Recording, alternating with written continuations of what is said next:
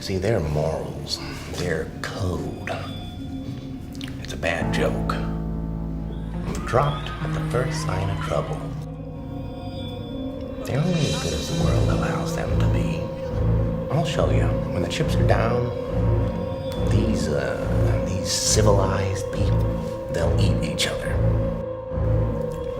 See, I'm not a monster.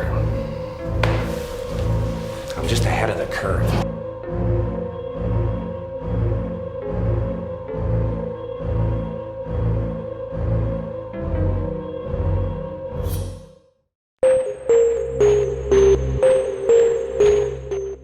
During the beginning of 2020, there was an extreme toilet paper shortage. It was a coveted item, and nearly half of all grocery stores in the United States were out of toilet paper.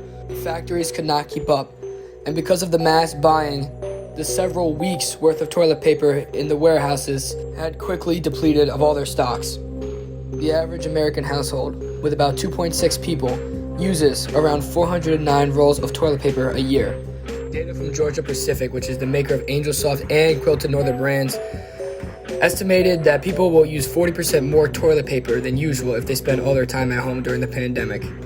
This is something that many families thought about. They considered the amount of toilet paper that they might need at home, and they also contemplated the risk of not buying quickly during the chaos. And as we look in hindsight back at this situation, we can easily tell that this was just another example of chaos getting better over the people in society. This same type of thing also happened when the gas prices rose. People started pouring gasoline into barrels, people taking gas canisters just to fill them up for themselves, and filling their entire cars or automobiles with gas. This situation regarding toilet paper and the situation I just mentioned with gas shows how easily chaos or a bit of uncertainty can easily cause people to panic and lose their minds. The situation in March of 2020 has a deep relevance to the Joker quote previously shown in the video, that people that are so-called civilized in the name of panic will lose their mind, and morality and conscious decision-making is just thrown completely out of the window. Although fictional, Joker's quotes have some sort of relevancy to the modern climate of the world. Gonzalez, who monitors technological and sustainability developments in the hygiene paper industry as co-director of the Tissue Pack Innovative Lab, said that consumers are experiencing nervousness and they are buying more than they should, depleting inventories of an industry that is very lean.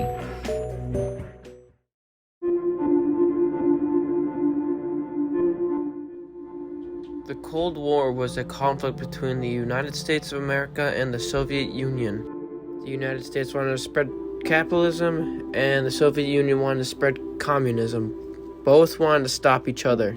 It started January 1st, 1947, and ended on January 1st, 1991. The Red Scare was started in the early 1920s, but was only intensified by the Cold War. 1949, the Soviet Union successfully made a functional nuclear bomb.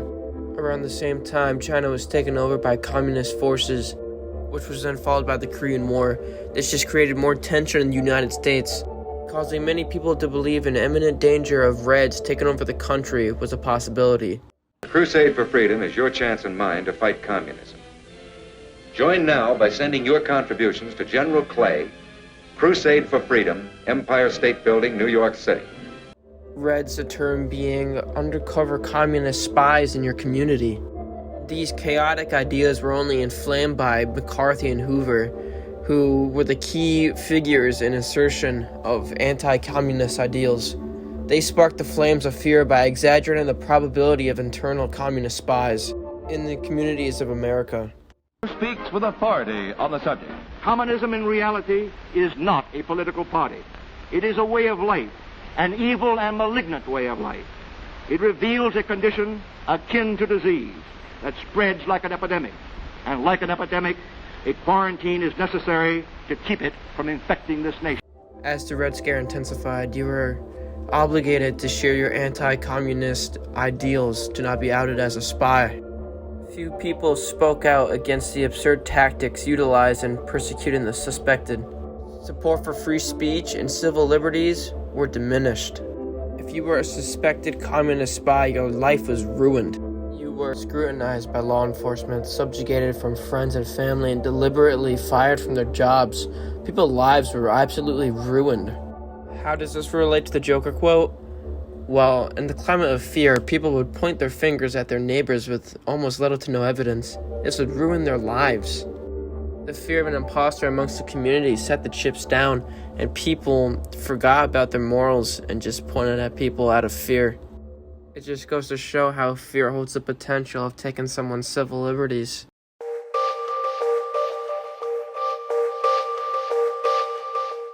Prohibition was another example of how America fought against each other, how chaos got the better of most of Americans, and how the removal of the natural order of things can send everything into chaos. Prohibition was implemented on January 19th, 1920. But before it was national, it was actually tried in different states across the country previously. It was tried in Maine in 1851, and the result led to nothing except resentment among the city's working class and Irish immigrant population. The result was chaos, and a deadly riot in Portland in 1855 led to the law's repeal. Now, in 1920, the United States government was about to implement one of the biggest changes in the history of the United States. There is little doubt that Prohibition failed to achieve what it set out to do, but the consequences were destructive. Millions of Americans were made criminals under a legal liquor trade under the Prohibition law. And as the decades progressed, many jails and courtrooms became overpacked, overflowed, and the legal system failed to keep up. And since alcohol was illegal, the quality of alcohol on the black market declined. And this law that was made to help people stop drinking was the same law that resulted in thousands of Americans dying every single year because of tainted liquor. Their natural ways of drinking were gone, and chaos ensued, and they did whatever it took to get their alcohol. And a lot of times, it resulted in death. And there were many loopholes to this law. So instead of going out and buying liquor, people would go out and get the necessary items so they can go and make their own alcoholic beverages. 75% of New York state revenue was gone, $11 billion lost in tax revenue, costing over $300 million to enforce. It was a decision that caused the natural order of many people's lives to be disrupted. And in Chicago alone, there was an estimated 1,300 gangs, most of which were armed with Tommy guns, and were killed by rival gang members or by law enforcement. Most of these gang members as well ended up going to prison for the rest of their entire life. And Al Capone, who was a famous gangster at the time, managed to bribe both the police and the important politicians of Chicago and spent over $75 million on all of his ventures. This also relates to what Joker spoke about in the beginning of the video, talking about how people, when the chips are down, will eat each other.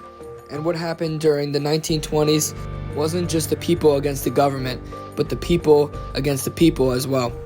It was government versus people, family against families, and gangs against gangs. And crime rate exponentially grew because of this decision.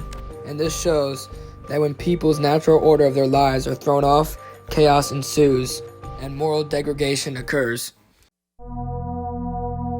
Between February 1692 and May 1693 in current-day Massachusetts, more than 200 people were accused of witchcraft. This is known as the Salem Witch Trials. In February 1962, Reverend Parris's daughter, Elizabeth, at age 9, and niece, Abigail Williams, at age 11, started to make odd fits.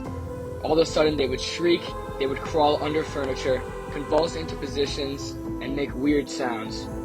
Then, a group of young girls in Salem claimed that they were possessed by the devil and accused several women in the local area of being witches. A special court in Salem then decided to hear the cases. And first off was a lady named Bridget Bishop, who was hanged in June. Then 18 other women followed her to her grave, and 150 more men, women, and children were accused in the next several months of witchcraft. And a wave of hysteria spread throughout the colonial Massachusetts like wildfire, and people were being killed, not only from false allegations, but a corrupt legal system. This is an example of how fear overtakes people. And when the chips were down in the case of the people in Salem, instead of working together, they turned on each other simply because of spite and tensions that they had previously. One man was pressed to death, others died in prison, and many families were completely distraught. Nothing about this tragedy was inevitable. It was a very unfortunate combination of strife, boredom, personal jealousy, spite, and hatred. All of these emotions were fueled by fear, fear of the unknown, fear of the devil, and fear of death, mostly by hanging. I'm now going to talk about people that go against the quote that we showed earlier in the video. On September 11th, 2001, 2 airplanes flew into the World Trade Center. In the midst of the chaos, 343 New York City Fire Department first responders ran into the rubble. They had 85 pounds of gear on, and they ran up 110 flights of stairs. They also had goggles that would fog up in the smoke and the heat. These noble and brave people go exactly against our quote in the beginning of the video about how the chips are down. People will abandon others to look out for themselves, but in this was not the case. They ran into the buildings trying to save as many people as possible. Buildings that were on fire and falling apart. Their actions will not be forgotten.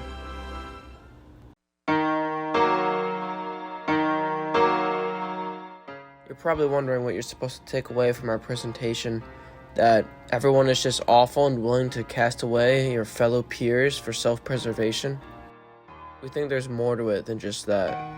There has to be a reason why these people are taking these selfish actions in these scenarios that we just gave. There has to be an answer to the question we asked at the beginning of the presentation, the video.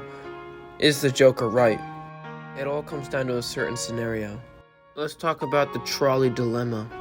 This was developed by a philosopher named Philippa Foot in 1967 and adapted by Judith Jarvis Thompson in 1985. The trolley dilemma forces you to think through the consequences of an action and consider whether its moral value is determined solely by its outcome. It's so well known that it's even used in economics. You've definitely heard of this scenario before. You're at 2 train tracks with a lever that chooses which side the train goes on. One side of the track is 1 man tied up, the other side is 5 people tied up. Which track do you choose?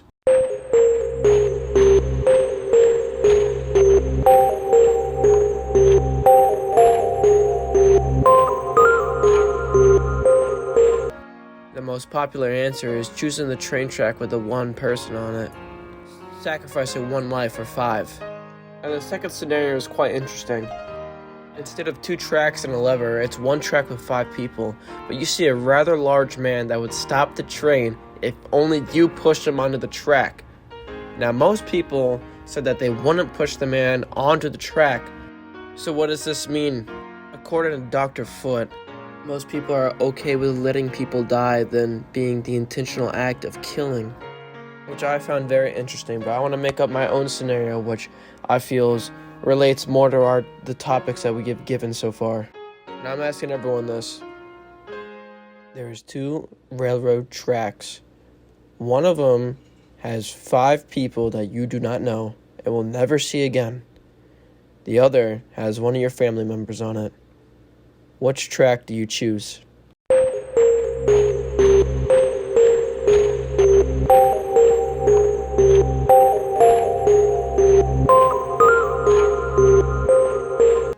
I think that scenario best explains why the people in the scenarios that we have given chosen the actions that they have that pits themselves at a better advantage than other people.